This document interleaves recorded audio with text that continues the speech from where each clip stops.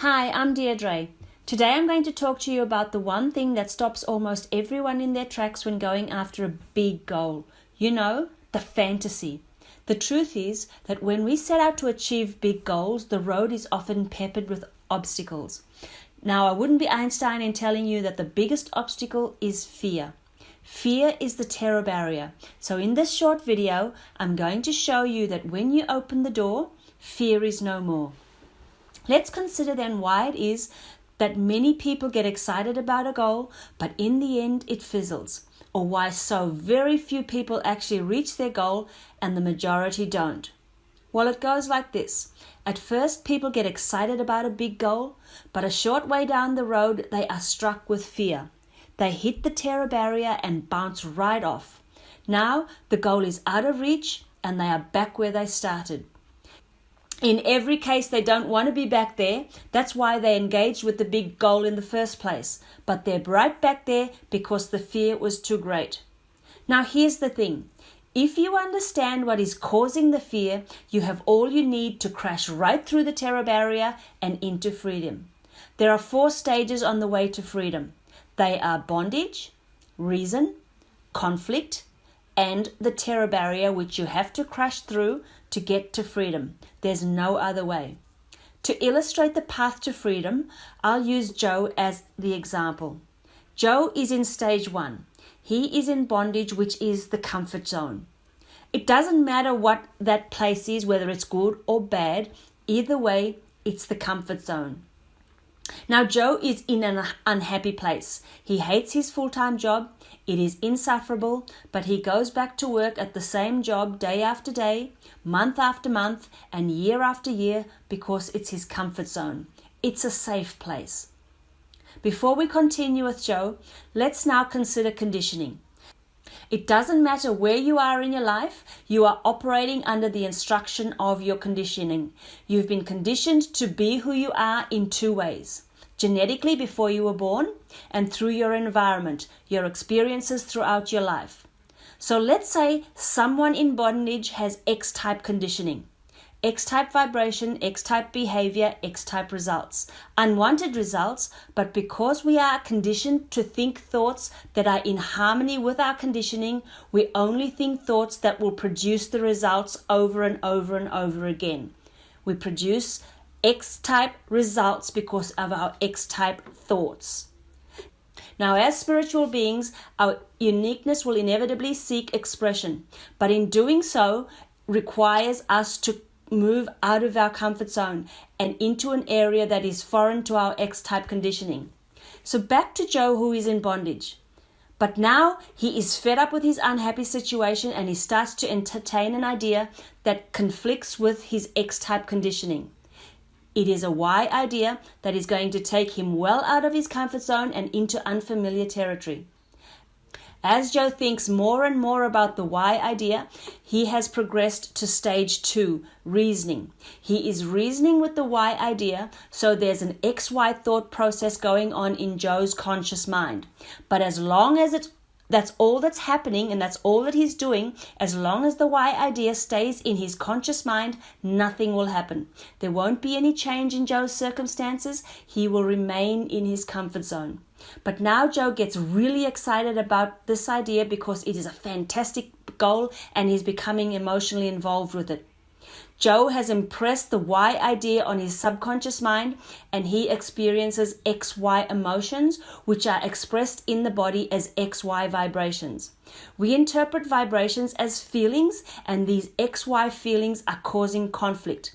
They are unfamiliar and wreaking havoc because his paradigm is the master and he's just decided to go against that. Of course, masters don't like to be disobeyed and will deliver unpleasant consequences if you try. But here's the thing to always remember.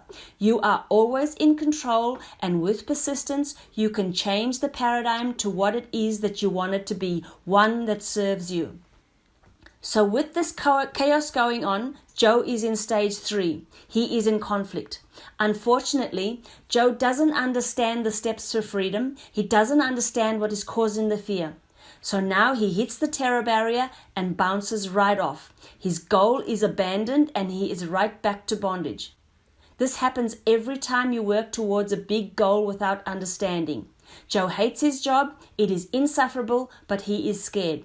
Fear has taken over completely and he is back to working at the insufferable job, back to his comfort zone. Now, the key to freedom is understanding, and the only way to gain understanding is through knowledge, which can only come from study. There are many forms of study, and you can choose the one that best suits you, but ultimately, study is the only way to knowledge. When you go after a big goal, you are not going to know how to do it or where to get the resources that you need. But what you want to understand is that even though you can't see it, it is here. Everything is here. It is always here. Nothing is created or destroyed. All we have to do is become aware of it. So you must understand that it is here, it is coming, and if you stay with the right vibration, you will attract it. Everything we require will be delivered to us exactly at the right time, as and when we need it. When this is understood, you can step out of your comfort zone, push through the terror barrier by giving it everything you got, and you will step into freedom. But stepping into freedom is not immediately going to eliminate the fear.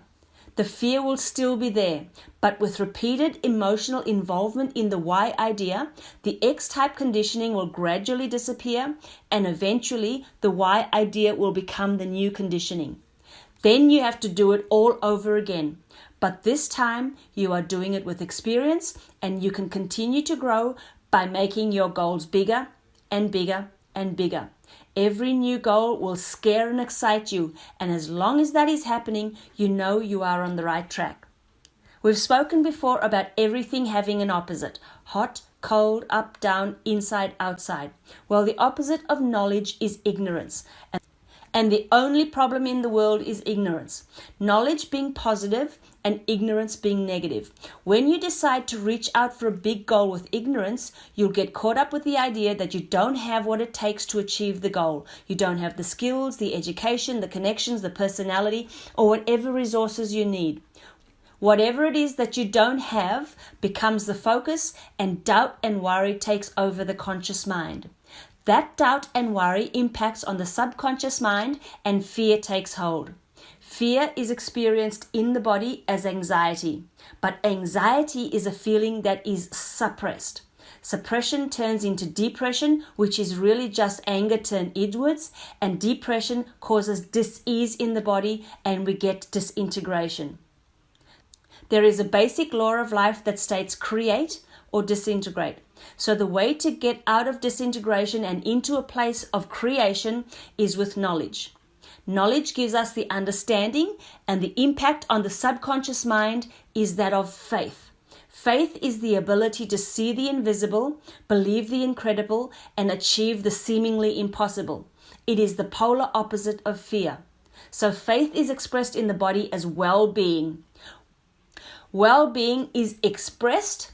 It is very evident to the outside world. You see it very clearly. Expression turns into acceleration.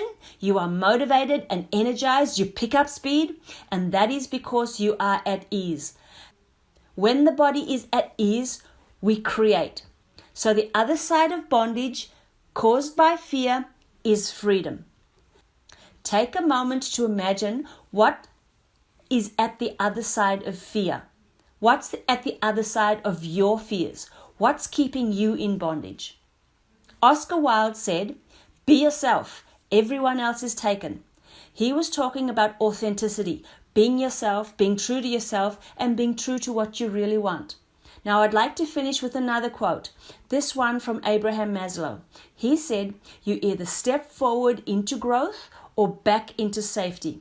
Consider then that growth is freedom and safety is bondage. What do you choose? You always have a choice." Now, if you want to know more about how you can use your mind to create the results that you want, I've left some business cards at the back of the room. Grab one, give me a call, and we can schedule a half-hour meeting to talk about your goals and how you can achieve them with the Thinking into Results program. My name is Deirdre. I look forward to hearing from you soon. Thank you.